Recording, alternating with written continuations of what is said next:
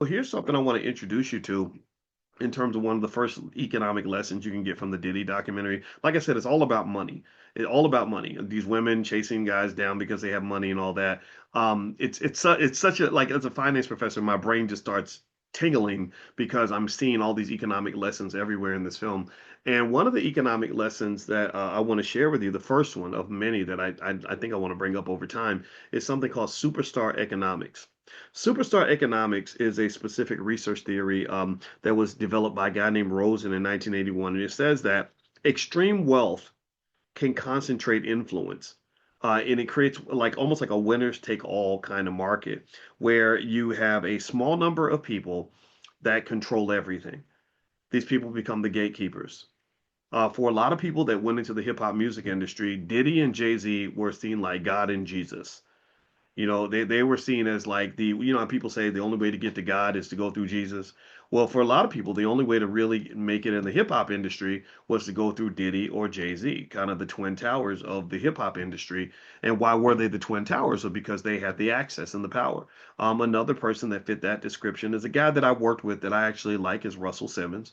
Russell Simmons as well. He worked with Andre Harrell, who also worked with Diddy. It's all kind of like this really oddly incestuous ecosystem. Some of those people in that space I will talk to. Some of them I want nothing to do with. I never wanted anything to do with Diddy. Dr. Claude Anderson went to visit Diddy one time, and Diddy did a whole lot of yapping about how he loved Powernomics and he was going to do this and do that. And of course, he didn't do anything. And I explained to Dr. Anderson, I said, yeah, you got a lot of people that just are fast talking Negroes. They're going to tell you all this stuff, but they're not going to follow through. You want to, people of substance are the ones you want to listen to.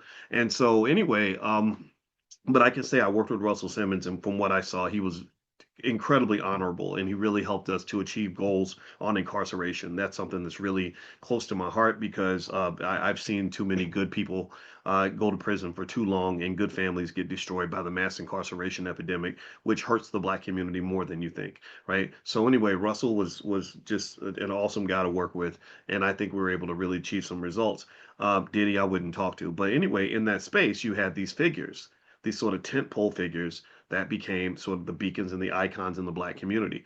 Another term you may have heard me use before is the term of the Negro manager, not the black leader, the Negro manager. Their goal is to they're showered with wealth and power. Not a lot of power, but just enough power where you can flex on black people. Mike Epps, I haven't met Mike Epps. I want to meet him. I know a couple people that know him, and so at some point I have a feeling I'm going to bump into Mike and talk to him again. I saw him at my good friend Willie D's event, and maybe I'll see him this year. And Mike Epps says something really profound that I love. I love what he's seeking to do. I love the fact that he's talking to people like Brother Nuri Muhammad and D1 and really trying to use that influence in a positive way. I respect that so much.